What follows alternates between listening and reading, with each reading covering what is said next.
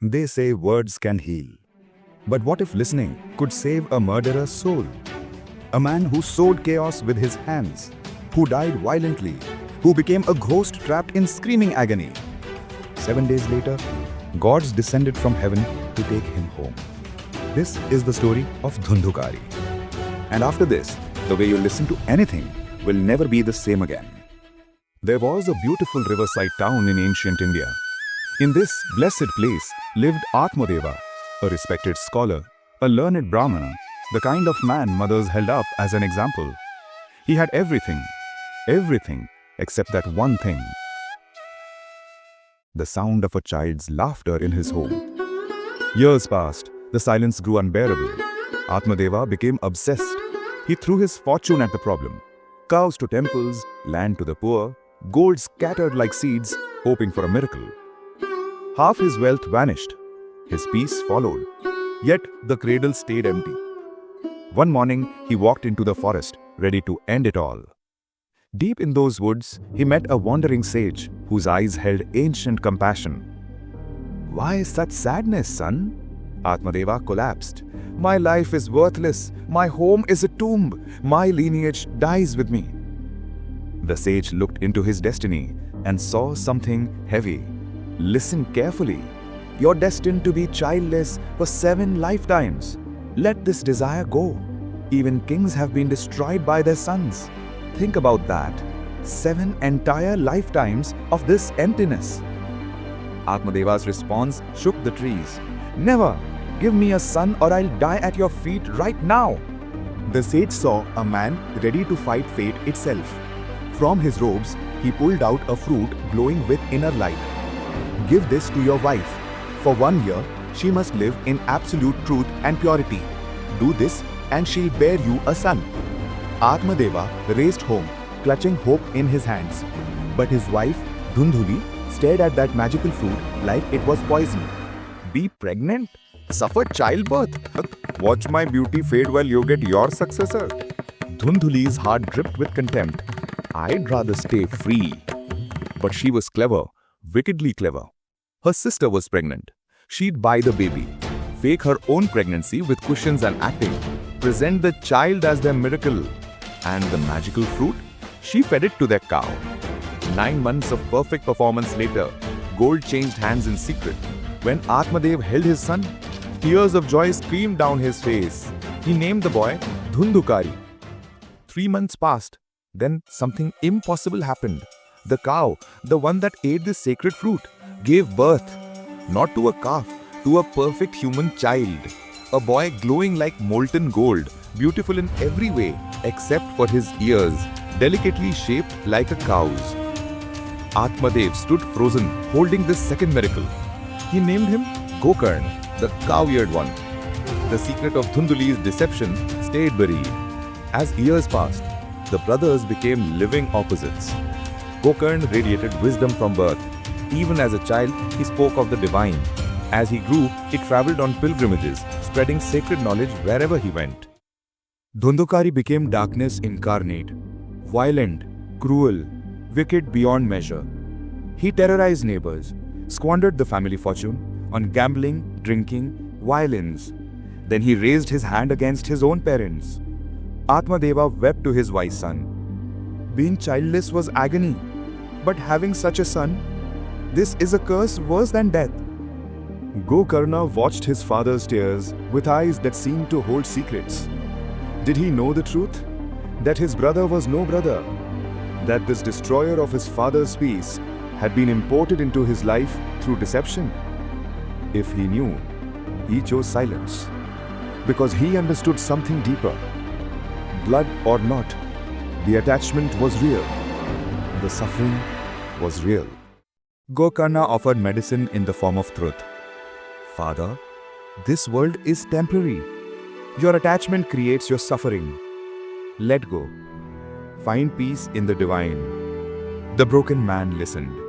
Following his wise son's guidance, Atmadeva released his grip on mine and yours.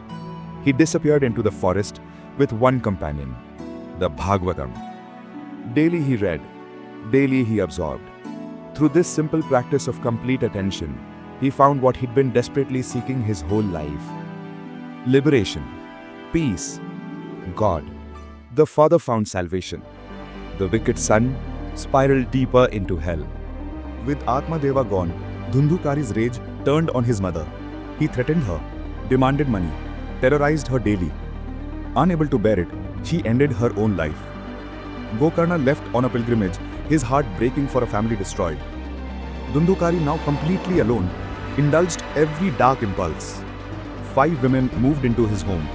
To fund their lifestyle of excess, his crimes escalated, stealing from travelers, attacking the innocent, taking whatever he wanted. His women companions grew nervous. The king will catch him eventually. He'll be executed. We'll lose everything. They whispered in shadows. We need to act first. That night, they struck him while he slept. But Dhundhukari was strong. He fought back with savage fury. So they chose a more terrible method. They strangled him, put live coal into his mouth, and bet him to death. Buried him in secret. Told the town he had run away. His body went into the earth, but his soul found no peace. The violence of his life, the violence of his death, it created something the text had rarely seen. A ghost so tormented that even death couldn't release him. He became a shapeless whirlwind of agony, unable to move forward, unable to rest, a spirit trapped in screaming darkness. When Gokarna returned to his childhood home, he sensed something wrong immediately. The air felt heavy and restless. Every time he tried to sleep, something disturbed him. Sounds without source, cold without wind. Then, one night, the ghost appeared. It shifted through forms: animal, human, something neither, finally settling into a shape that made the air itself weep. Gokarna didn't panic. He sprinkled the spirit with consecrated water. Suddenly, it could speak. Brother, it's me. The voice came like broken glass scraping stone. I destroyed my life. I committed terrible acts. Now I'm trapped. Please, you have to redeem me. Gokarna was stunned. I performed the most powerful ceremony at Gaya, the sacred rites for the departed, that should have freed you. Useless, the ghost wailed. Even 100 such rituals wouldn't be enough for the weight of what I did. You have to find another way. Gokarna's search became desperate. He consulted every scholar within 100 miles, every sage, every spiritual master. They pored over ancient texts until their eyes burned, performed rare ceremonies, chanted obscure mantras. Nothing worked. All human knowledge had failed. Finally, they did the only thing left. They prayed to the sun god himself for an answer. The response came, unexpected and beautiful. A 7-day reading of the Srimad Bhagavatam, the only power strong enough to break the chains binding a soul this tortured. Word spread like wildfire through the region. A massive crowd gathered, the broken seeking hope, the curious seeking spectacle, the spiritual seeking truth. The tormented spirit arrived too. But where could a formless ghost hide in a crowd of thousands? He found a bamboo stalk growing by the river, one with 7 distinct hollow joints. He slipped inside, a prisoner in nature's countdown clock. Gokarna opened the sacred text and began reading. His voice carried the stories of the divine across the assembly. Tales of cosmic creation, of avatars descending, of souls finding their way home. As the first day ended, a sound froze everyone's blood. Crack. One bamboo joint had burst open, an audible countdown to liberation. Day 2, another explosion. Day 3, Day 4, Day 5. Each evening, another joint shattered with the sound of breaking chains. The crowd hardly breathed. 6 days gone, 1 day remaining. On the 7th day, as Gokarna spoke the final words describing the Lord's infinite mercy, the last joint exploded with thunder's force.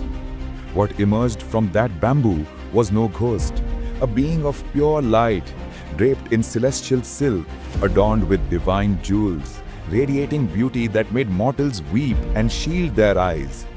The sky opened, A golden chariot descended, piloted by beings whose very presence made the air shimmer.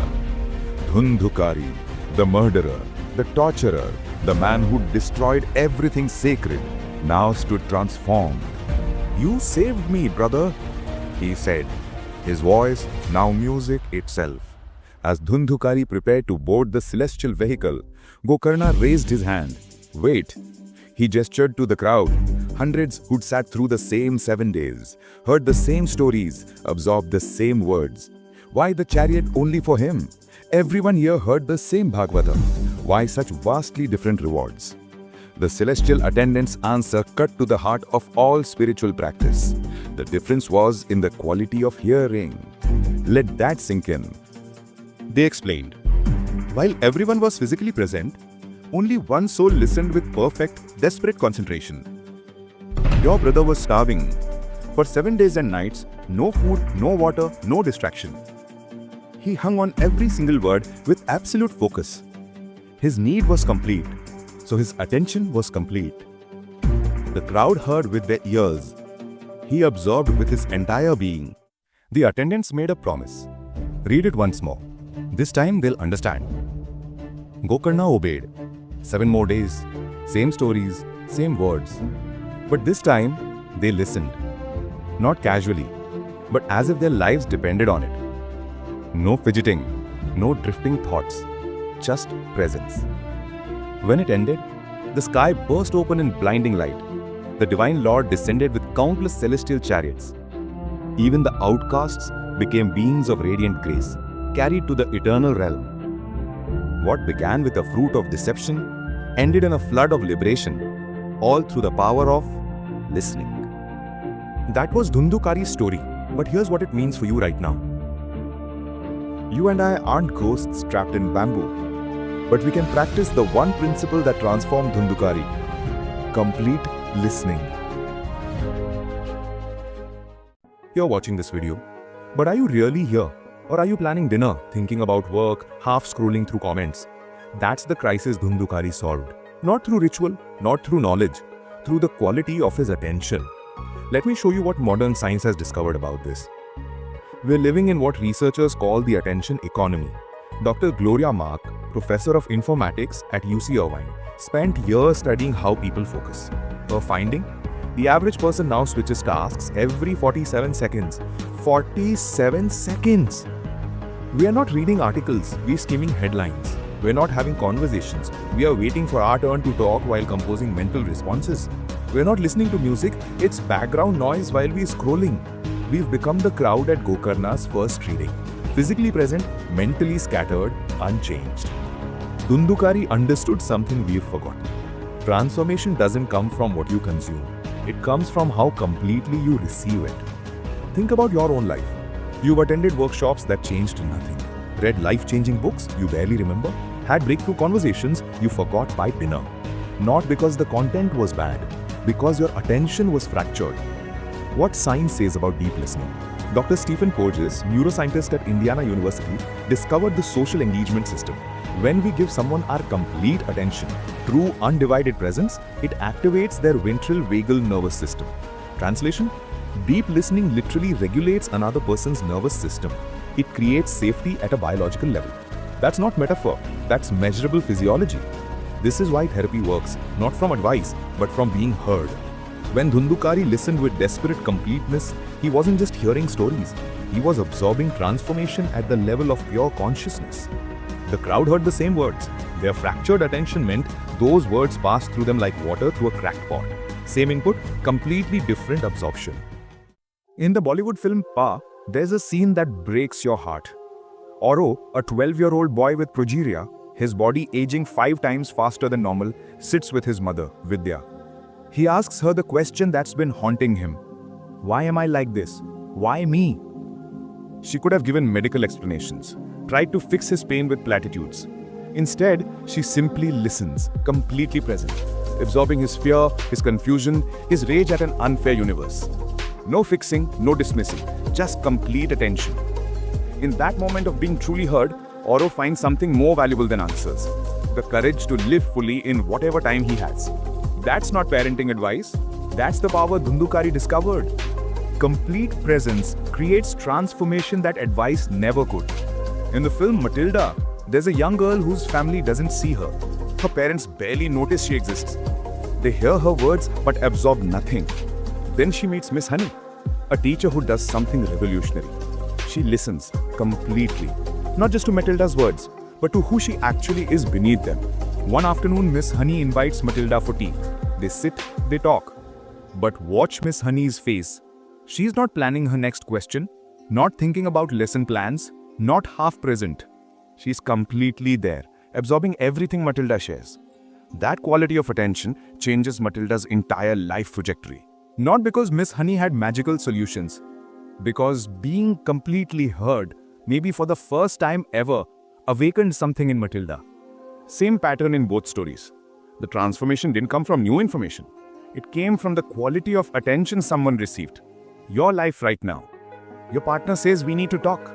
You say sure, while checking your phone. 5 minutes later, you can't remember what they said. You wonder why they're upset. That's not a relationship problem. That's an attention problem. Your child tells you about their day. You're nodding while mentally rehearsing tomorrow's meeting. They stop sharing. You wonder why they've become distant. The people in your life aren't starving for your time. They are starving for your complete presence in the time you already give. So here's the practice. The 7-minute presence gift. Once a day, give someone 7 minutes of complete attention. Phone off. Not face down. Off. Eye contact. No planning your response while they're speaking. Just absorbing what they're sharing. 7 minutes, fully present. This isn't about saying the right thing. It's about being completely there. Watch what shifts when someone finally feels truly heard. So, here we are. Back where we started. Gokarna read the same Bhagavatam twice. Same words, same 7 days. First time, one soul transformed. Second time, hundreds transformed. What changed? Not the words, the listening. Tomorrow, rewatch this video. Not because you missed something, but for you to observe how you listen. If the first listening was like the crowd, let the second one be like Dhundhukari. Subscribe for stories worth listening to twice. Grab Bhagavatam Lite for stories worth reading twice. Will you be the crowd or will you be Dhundhukari?